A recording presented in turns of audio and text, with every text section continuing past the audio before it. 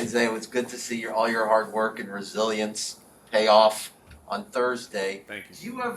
Does anyone ever mention to you jokingly about sort of having 9 lives here? Are those words that have ever come into your mind with your Dolphins career? 9 lives. Yeah, I've heard that a few times. I've also heard like the ex girlfriend that keeps coming back. I've heard that one too. But I think it's a testament to the way I've carried myself and the way that I work when I'm on the field and in the classroom and around here. So I know, obviously, you traded, released, came back. And I'm sure just kind of gotten that it's been tough for you. But in terms of like legitimately getting settled, I mean, what does that look like when you can't really maybe really like invest in a spot because you know you might be going somewhere else? I mean, what has that been like over the past year or so? yeah, I mean, well, I've been here for the better part of the last 5 years. Um, I'm here in the off season too, so this is pretty much my home. What was the backstory to the long passing play in the last game? Yeah, so it was a busted coverage. I think it was some miscommunication on their part. I slipped the guy outside, and I'm running down the sideline, and that's usually one of those plays that we'll see, but maybe like Kobe or Tua haven't had enough time to see it or make the play, and that's something you watch on other guys. It's like, dang, I wish we could have hit that. You seen other guys like hitting busting coverage and stuff like that, but it was just Kobe got flushed outside, and he happened to see me. He threw a great ball, and I made a play, and wish I could have made the guy miss a little earlier, got in the end zone, but. It's a good Gave play. him a little shimmy shake. Yeah, Right? a little bit. Good to see that. I know. Did you think you were going to retire this at some point, or are you waiting for the right moment? I was just waiting on the right moment, right play. It's all a feel thing. I even joke with my girlfriend and my mom about not being able to do it on the spot. It's like, how you do that? I'm like, man, I got to be in the moment to do it. So I don't know. It's just my thing. So how much work needs to be done behind the scenes for you to stay ready when it's your time? A ton. I think the biggest thing is mentally. Mentally you have to prepare as if you're going to play 80 snaps, even though you might only play one or two, or you might not play any. But you have to continue to prepare as if you're going to be the guy because you never know when the opportunity is going to come.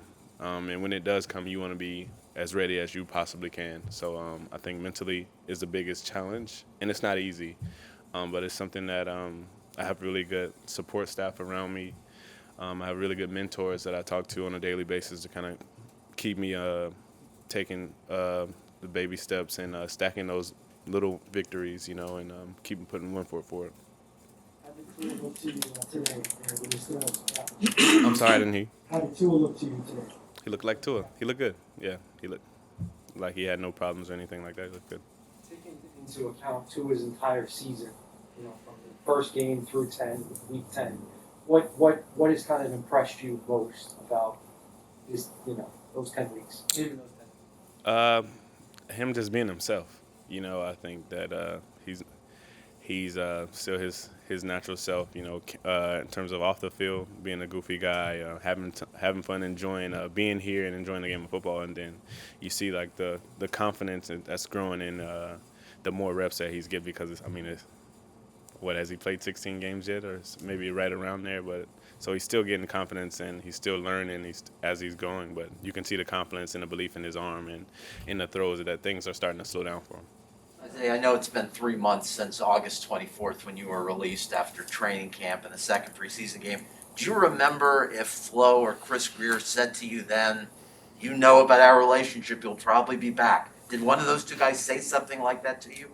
Uh, I think it was mentioned in our conversation. Chris or Flo? Uh, I don't remember exactly who it was, but I do remember it being mentioned and it being a possibility. But I always wanted to kind of refocus and then see where it went. And then I was fortunate that they wanted me to come back and thought I could help the team out.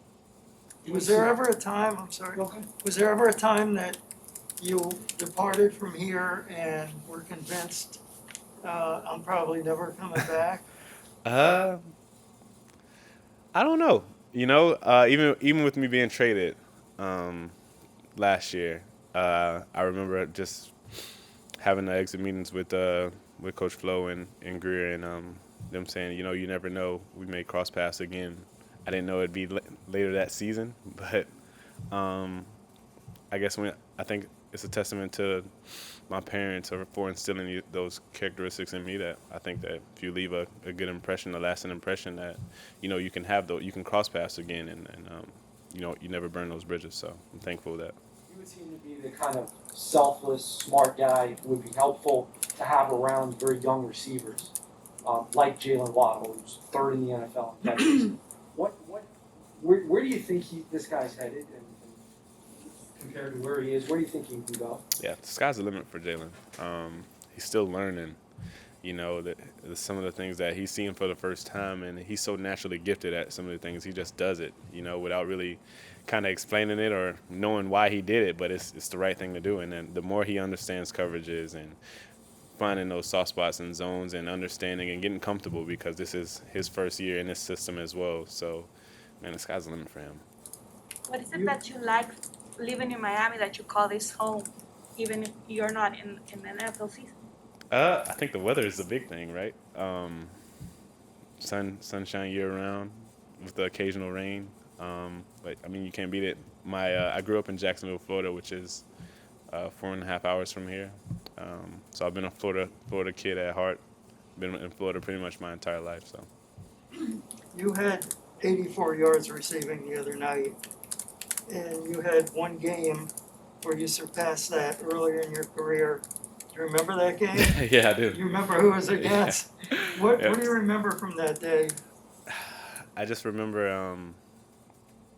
I remember coming in for Allen Hearns, getting a catch early in the drive. Devontae goes down with a concussion. Albert goes down later that drive, and the next thing you know, I'm in for the rest of the game.